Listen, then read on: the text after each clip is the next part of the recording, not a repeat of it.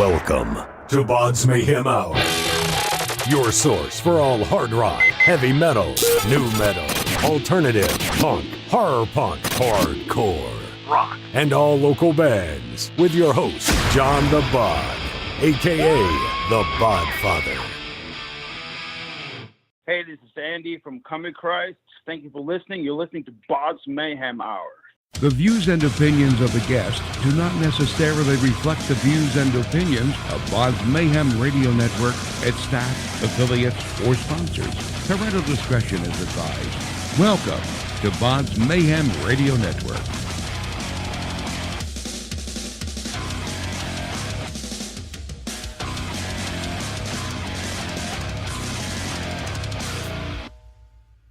Hey everybody, welcome to BODS Mayhem Hour. I'm your host, John the Bod, a.k.a. the Bodfather. As always, I'm bringing you guys awesome interviews. Today, it's an honor and a huge privilege to have Mr. Andy LaPlegua, vocalist of Combichrist. Combichrist is set to release their new 7th studio album, One Fire, out June 7th, and that's going to be via Out of Line Music. Also, new lyric video is out now entitled Hate Like Me. Badass song from Combichrist. I got to say that hands down. Also, One Fire Tour kicks off April the 8th in San Diego, California at Brick by Brick, and tour comes to an end June 2nd in Indianapolis, Indiana at the Citadel. Oh man, and they're going to be with Silver Snakes as well. So I'm very, very impressed with this new song, I should say. So, Andy, welcome to the show, my man. What's going on, brother? Hey, enjoying the day, and it's opening day of baseball, man. For me, I love it. Well, I've been a Braves fan for a long time, so I'm never excited about the season, but... Oh, I feel your pain. I'm a Reds fan, which I'm a little excited because we picked up Yasiel Puig. I'm happy to see what he does. So maybe we got a long shot. Well, no long shot. Very nice. So man, we're heading out on tour, man. Just doing some last minute preparations here, and we're back out. And I wish we ended June 1st, but that's not the case. We're looking at doing the whole year, so we're not getting much time off this year. But I guess that's a good thing too. So that's a very good thing. More fans want to see you. Give it to them, my friend. Right. How's it been working with Adrenaline PR so far, Andy? Good, taking good care of us, pushing us in just the right places, and that came out the wrong way, I guess, if they ask you where they touched you on the doll, but they've been really good to us, and they're good people to work with. You need to have a good team around you when you do music these days, because just the way things are, it's not just enough to be a strong band. You have to have a good team around you. You had mentioned in an interview previously, and I quote, "Welcome to the birth, growth, death, and rebirth of a band." Let's talk about that a little bit, if you don't mind. What exactly did that mean for this band? Did it mean going back to the roots and then progressing from there again? It kind of, but I feel like the roots of the band, you can say, like my roots goes way further back. Obviously, it goes way back to punk and hardcore and stuff. And, sure, yeah. But it's definitely. We definitely went back to the roots of the band. And I'm not saying that we went back and made music like we did on the first album or second or whatever. It's more like I kind of took everything that I've learned with this, through Combichrist, and I kind of went back and I've kind of done things on the new album that I would have done back then if I would have known what I know now. So it has a lot of the same mentality, and I'm excited, man. It's really cool. Like I'm really loving this album myself, and it's not that often I say that. I mean, I always stand for what I do, but I haven't been this excited in a long time. And another thing that made it feel like it's kind of a rebirth is because I got new band members with me, and it's kind of like being rejuvenated.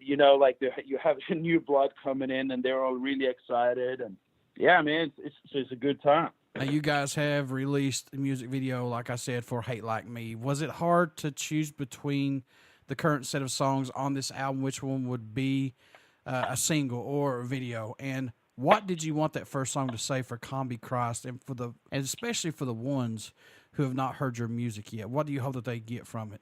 Yeah, I feel like the album is somewhat diverse, and I feel like this song was the one song that kind of had a little bit of elements from every song, so I felt like it was the right first song to go out. Like I felt like it represented the album pretty well, because it has just a little bit of elements from everything. And it's always hard to choose which song are we going to choose, like what song is going to be the first single. And with it being a single, are we telling people like, hey, this is our favorite song? Or is it a song that represents the album? Or is it a song that the album thinks is going to be a hit? Or, it's all these kind of thoughts around choosing the first single. To me, it's just to represent the album. Any song standing out more to you than any right now, if possible, on the new album? I know this is like picking your favorite collectible or your favorite child, and I know it must change every time you listen to it, but do you have any favorites that stick out for you? I am, as if you've seen the list of songs, the track listing. I mean, we did announce the track listing, and we are doing a cover of California Rebirth, and I hate to say it because it's not my song. Obviously, I didn't write it, but it's like one of my favorite songs on the album. I'm really excited about it because it does really bring it back to the roots. Like, I started listening to Dead Kennedys when I was 9 years old, Right. Like in the 80s. So it really like kind of brought like a big full circle for me when it came to progression of music, and trying to do it in a way that it doesn't sound like a punk song as well, but still be true to the original song. I'm really excited about it. Of course, there's all the songs on the album that I'm excited about, but that's kind of the one that sticks out to me. What do you hope everyone takes away from the new album, or message you hope to hear while listening to it, or just any of Combichrist's music in general? What do you hope everybody gets from this? Well, the different albums had a little bit of different themes to them. Like, I've had the first few albums were more of just like storytelling, just kind of like a horror movie or whatever. It was just invented characters, point of view on things. It wasn't anything personal or anything. While, the later albums are more personal. So that's kind of the split between those things. So to take away from the band in general, I have to kind of look at what it is now. And what it is to me now is like, it's a lot of passion, there's a lot of passion built into this. And so everything that I care truly about has a place in the music now. And one of the things that I'm very, very tied up in right now is about people's mental illnesses and for awareness. And that is a big part of the music now as well. Exactly. You hit the nail on the head right there. That's a very serious condition out there right now. Yeah, and I feel like it finally gets some attention, but it's been, it's always like this. It was always like you're missing a limb, or you're sick, or you're missing a limb. Like, people will see it and they say, oh, I feel sorry for that guy. He's badly hurt. But when it's inside of your head, like people tend to go, oh, it's just in your head. Yeah, no fucking kidding. It's in my head.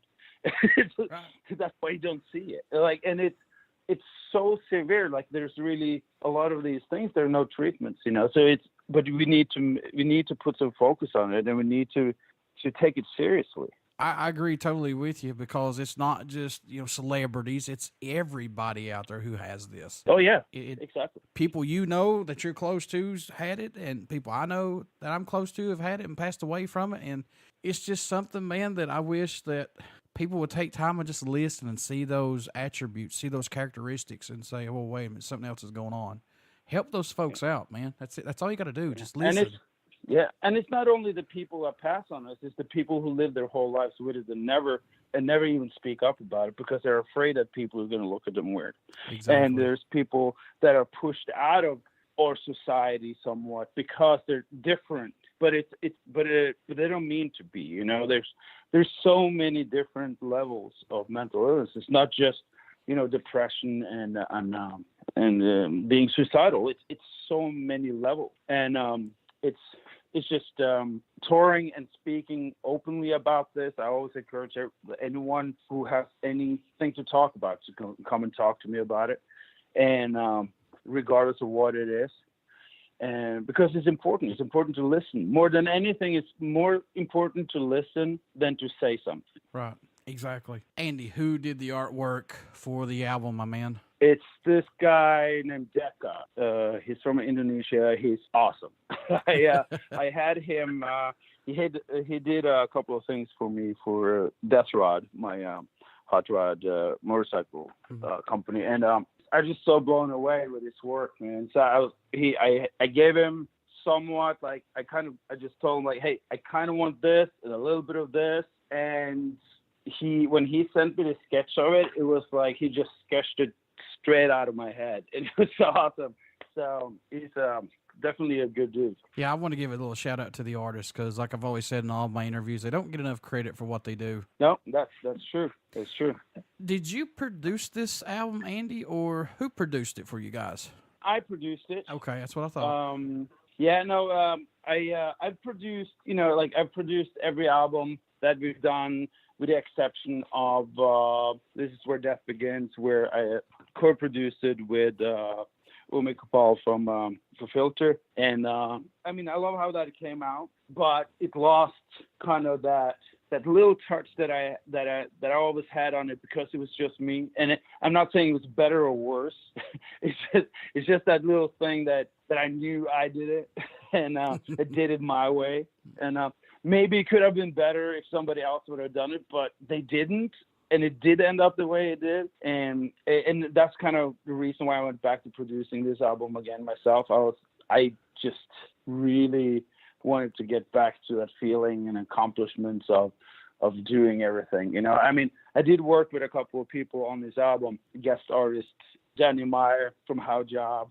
I worked with Gigantor from Evil Intent, like a huge drum and bass project that I did a track with. I had Burton Bell from Fair Factory on it. And I still had people with me, but the fact that I was back in the, producer chair again, that really, really felt good. Do you like having the option to record when you want to record? Do you like having the freedom to do what you want to on this album as being a producer? I feel when it comes to writing music these days, and I've said this before, and I will say it over and over again. It's like, since you don't really cater to anything financially, like, at all. Like, you don't have to even think about something being successful when it comes to sales, right? Like, if you were in the 90s, back in the 90s, where people sold millions of albums, and somebody would have told you, like, you're not going to sell any of these albums. It's just going to be streamed more or less for free for everybody to listen to it. What would you do differently? I tell you one thing you would do differently. You would do what you want. You would never think about what's commercial. You would never think about what sells. You would only do the music 100% the way you wanted to. You would be more honest about everything. And that's my rooster agreeing with me. Nothing wrong with the rooster, my friend. That's good old country living is what I say. Dude, he's awesome. His name is Randy Macho Man. That's awesome. You named your rooster after Randy Macho Man Savage, brother. Can you dig it? He's a little angry little fella. Andy, what has these new members brought to Combichrist that might have been missing, possibly, if anything? Like I said, I feel like it's kind of like rejuvenated me again. If I can say, if that's the right word. Like, sometimes my Norwegian is kind of mixing it up, but I feel like it rejuvenated the band because they're not somebody who's been seasoned touring artists and stuff like this. These are artists that I've kind of discovered and be like, holy shit, these people are talented, and I want to bring them with me on stage. I want to bring them on tour with me. And they have so much energy, man. They have so much, just they look at things a different way than some of those people that has been with me for years and years. So it affects me. It affects me to, like, it feels like you're going out on tour for the first time again, like it has a great energy to it. How much growth musically have you seen this band and yourself go through up to the release of this new album from the first album, The Joy of Guns? Or has it just been more of a personal growth for each of you guys involved in this? Well, I mean, first, Joy of Guns was never even intended to release the first album. It was that, you know, I was about to say trivial. It's not trivial. It was just stuff that I did on the side every now and then, working in the studio. And I always called the first album the desktop cleanup. It's like the stuff that I was like, what am I gonna do with this? I put it together and I put it on the CD, and you know, all right, let's call this Combichrist. And then for some reason I started making more stuff for the second album, and then I kind of gravitated towards a certain style, like I changed it a little bit and went a little bit more serious in one way, you know, like I was like, maybe this is the direction I would like to go. And then on the third album, it's like, this is definitely the direction I want to go. And I think I said that every time we release an album. This is the direction I want to go. And I'm still doing it this time. Now we're finally found the sound. But every time you go back in the studio, you're pushing the envelope and you see how far you get with things. And it goes back to what I said. I always do what I want to do. I never, ever did an album for sales. Right. You know, right. It's just not that time. It's like I sold more albums in the 90s with bands that nobody ever heard about than you do now when you're in, you know, higher up on the food chain, because it's just different, man. So why spend time on trying to be a pop star when you can be an artist? What can fans expect at a show from Combichrist who have not got to hear you guys live as of yet?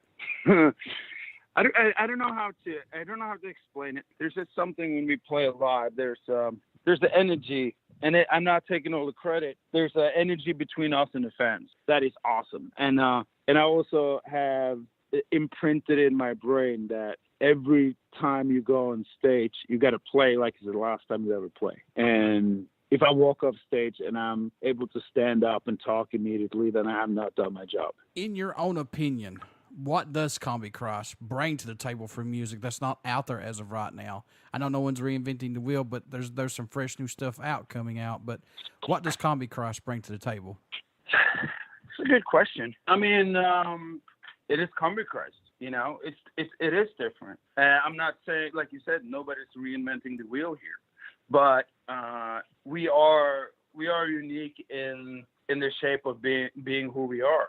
That doesn't mean we're any better than anyone else, but it means we're different. It means that we are who we are, and if you haven't seen us live, you will never get it. But if you do see us live, you'll get it. It's why like we connect so well with our fans, you know, with the listeners, because the people who are really into this, we hit that nerve with them, and we have something in common. That's all I can say that we bring to the table. We're bringing us, you know. What made you want to become a musician, Andy? What was that spark for you that said, that's what I want to do right there? I never did. I never did, man. I really didn't.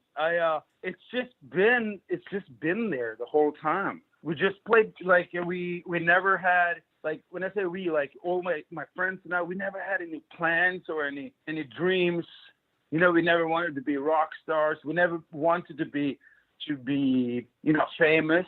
We wanted to be good at what we're doing. And that's all we wanted. We wanted to, like, when I first started making music or writing songs, all I wanted was to be able to play this song with people. And then we got people together, and then we learned a song, and then we couldn't wait to do another song. And then we wanted to do a show. And then we did a show, and then, you know, and then maybe we wanted to make a demo, but we're not in a hurry, or we never really wanted nothing but to play music itself. We never wanted to be musicians. We never dreamt about anything. We just did what we felt was right from the beginning on. And I mean, I got to say, it's probably because I had so much music around me, you know, growing up. My dad was, you know, metalhead. My uncles were metalheads. Everybody around me was, like, somewhat into music. So I guess it just kind of came natural. Is there a Combichrist album or EP that you thought should have gotten more respect, or that may have gotten overlooked that people missed out on? Nah.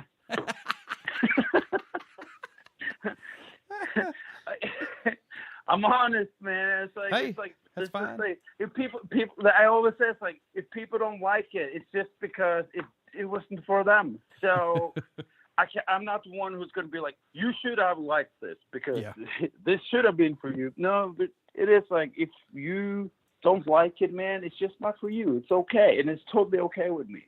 I had this conversation with a friend the other day. Like, we were sitting here, you know, I moved, I live in the mountains of East Tennessee now. And I'm like, I'm sitting up here, you know, with this mountain view and it's just beautiful. You know, all the animals around, we got horses, we got all kinds of shit up here. And I told my friend, it's like, it was the first time he came to visit me. He's from New York. He lives in Queens, you know.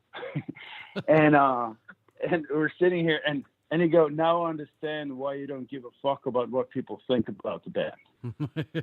Yep, there you go. Because we had this conversation at some point. And I was like, no, I don't care. It was like, because he's a person who always cared what people think about his music.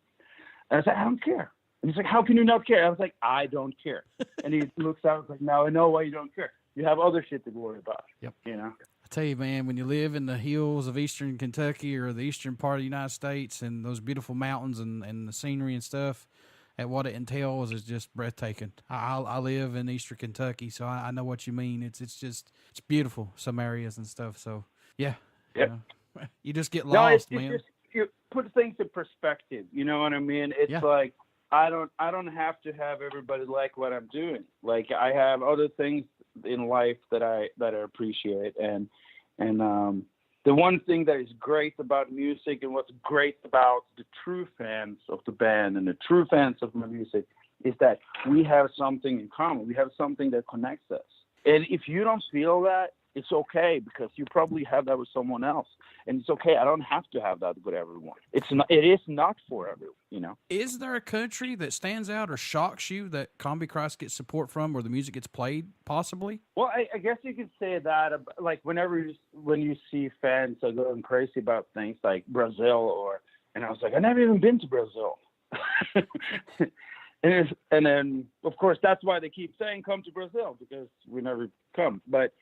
And then I think the first time I had that feeling, to put it that way, was like when I realized how big we were in Russia. And I was like, what did I ever do to make it this big in Russia? You know, like we never sold any albums that way. We never had any releases there. They just kind of discovered it. And so that was pretty cool, man. And we love going back there too now, you know. It's something that was very unexpected. Folks, you want to get out and check out Combichrist. Combichrist has a new album coming out. Their 7th studio album comes out June 7th called One Fire. Also, get out and check out their new video for Hate Like Me that comes out. That's already out right now, actually. And also when they kick off their tour. Andy, how can folks stay in touch with you guys, buy some merchandise, tour dates, things like that? How can they do that, my friend? Combichrist.com, my friend. That will take you to Facebook, because nobody needs a web page anymore, apparently. And and that takes everybody in the right direction. I just want to say, as a fan over the years, thank you guys for your music, and thanks for not giving up and sticking around, because we still need the old school guys like you guys around as well. So before I let you go, good sir, would you care to do a promo for my show, Andy? No problem more. All right. Hey, this is Andy from Combichrist. Thank you for listening. You're listening to BODS Mayhem Hour. Everybody stick around. We got some great stuff coming up, and you only hear these interviews right here on BODS Mayhem Hour and BODS Mayhem Radio Network. Please get out and check out our Facebook page. It has our podcast link, plus it has our YouTube link, and hopefully soon a Twitch link. Get out and check out Combichrist. You will not be disappointed. Great music from these guys. Andy, again, thank you all so much, and the best of luck from here on out, my friend. Thanks, John. You have a good time over there. I know you're not too far away from me.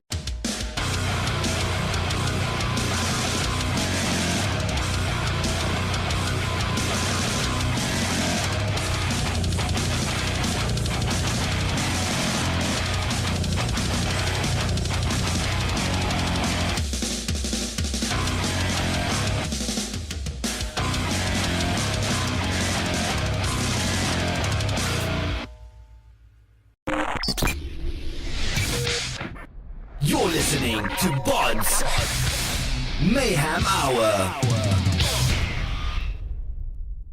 Follow us on Facebook, Twitter, and Instagram.